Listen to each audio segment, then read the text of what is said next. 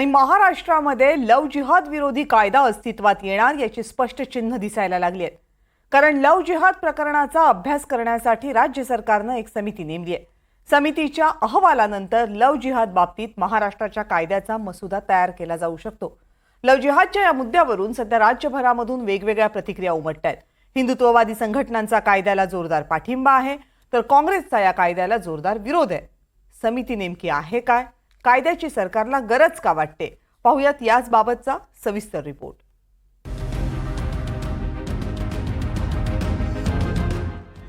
लव जिहाद या शब्दामुळे आता महाराष्ट्राच्या विधिमंडळामध्ये गदारोळ होण्याची शक्यता आहे। कारण महाराष्ट्र सरकारनं लव जिहादच्या विरोधात कायदा आणण्याची तयारी सुरू केली आहे। महाराष्ट्राच्या गृह विभागानं शुक्रवारी एक GR काढलाय आणि पोलीस महासंचालकांच्या अध्यक्षतेखाली लव जिहाद संबंधी घटनांचा अभ्यास करण्यासाठी एक समिती नेमली आहे।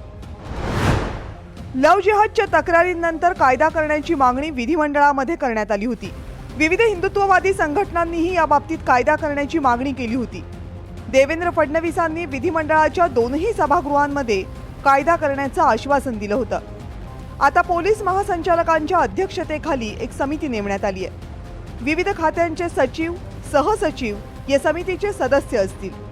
ही समिती इतर राज्यांमधील कायद्यांचा अभ्यास करून अहवाल सादर करेल।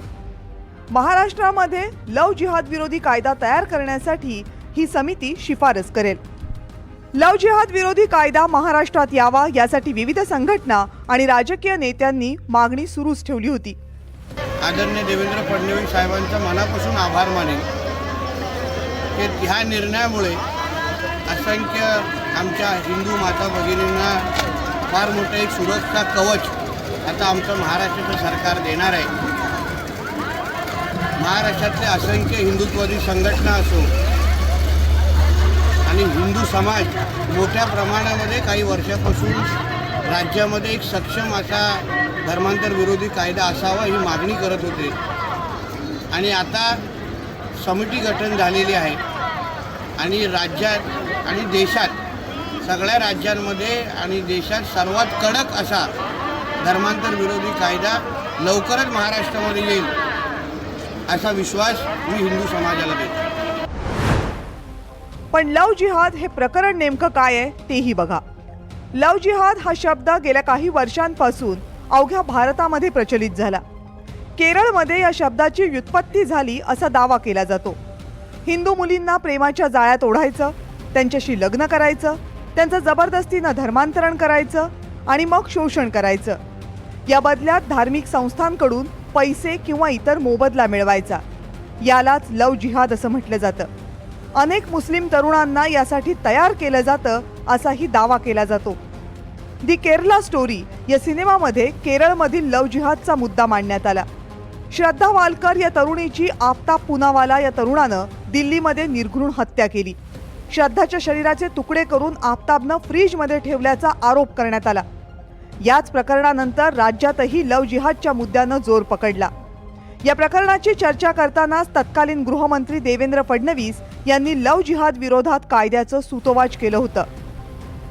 विशेषतः या सगळ्या प्रकरणाच्या पार्श्वभूमीवर महाराष्ट्रामध्ये जवळपास वेगवेगळे 40 मोठे मोर्चे निघाले आणि या मोर्चांमध्ये देखील विविध जिल्ह्यांमध्ये आणि 15 मोठ्या संघटनांनी देखील मोर्चे काढले आणि त्या ठिकाणी ही मागणी करण्यात आली की लव जिहादच्या संदर्भात या ठिकाणी कठोर कायदा करण्यात यावा। खरं म्हणजे मी पहिल्यांदाच या सभागृहामध्ये हे स्पष्ट करू इच्छितो की इंटरफेथ मॅरेजला सरकारचा कुठलाही विरोध नाही। मात्र गेल्या काही काळामध्ये असं लक्षात येतं की एक डिझाईन करून जाणीवपूर्वक एका षडयंत्राचा भाग करून काही विविक्षित जिल्ह्यांमध्ये मोठ्या प्रमाणात अशा प्रकारचे त्या ठिकाणी विवाह होत आहेत। पण राज्यात लव जिहादची नेमकी किती प्रकरणं आहेत? किती हिंदू मुलींनी लग्नानंतर धर्मांतर केले? हे धर्मांतर जबरदस्तीनं झालंय का? या सगळ्या बाबतची कोणतीही अधिकृत माहिती उपलब्ध नाही। देखिए, ये सरकार जो है काम के नाम पर वोट नहीं मांग रही, न मांगेगी। एक तो फ्रॉड करके लोग चुनाव जीते हैं। हाँ, चुनाव आयोग को अपने कब्जे में लेकर पैसा देकर वोटर लिस्ट में घोटाला करके चुनाव जीते हैं। तो या ऐसे उनके दिमाग में लोग ऐसी बातें आती है।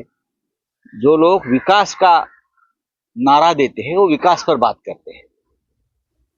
पूरे देश में जहां जहां बीजेपी की सरकारें हैं, यहाँ ये कन्वर्जन, लव जिहाद, ऐसी बातें उछाल कर माहौल खराब करने का ये काम ये लोग करते हैं। हा सत्ता जिहाद आहे। भाजपला त्यांनी काही चांगलं काम केलं आहे का? रोजगार निर्माण केला आहे, महागाई कमी केलेली आहे, नवीन काही योजना आणलेल्या आहेत, शेतकऱ्यांसाठी काही केलं आहे? हे काहीच केलं नाही आहे। सातबारा कोरा केला का शेतकऱ्यांचा? सोयाबीनला 6,000 रुपये भाव दिला का?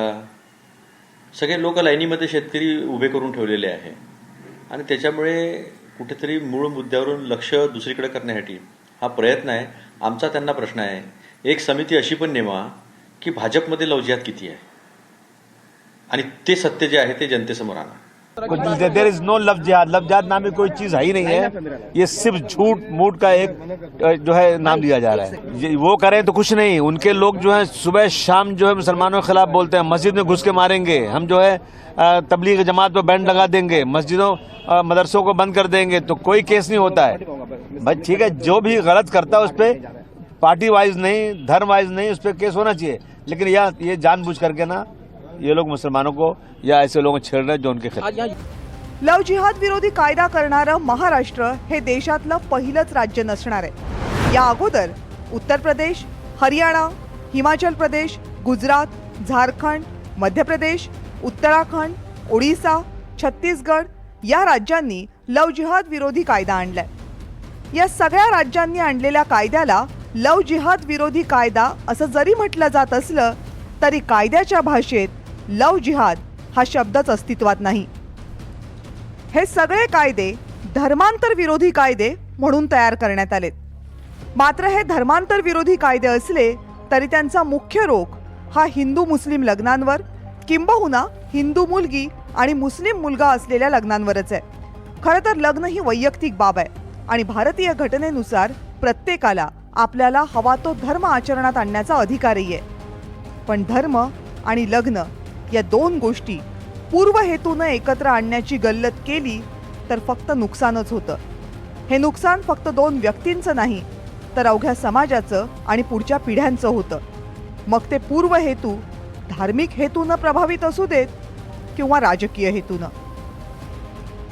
Bureau report, NDTV Marathi.